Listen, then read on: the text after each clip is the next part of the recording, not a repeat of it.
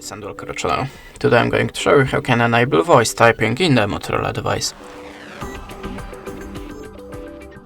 So at the start, open the settings, then slide down to the system, choose language and input, and look for the on-screen keyboard.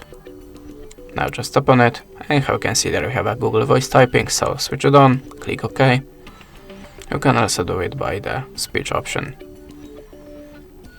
Remember that you need to have it selected. Just go back. There you have more settings, and now you can type by your voice.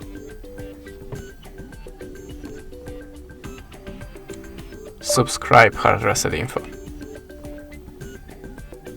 HardReset is okay also, okay. Thanks for watching, leave us a subscribe or a comment, and goodbye.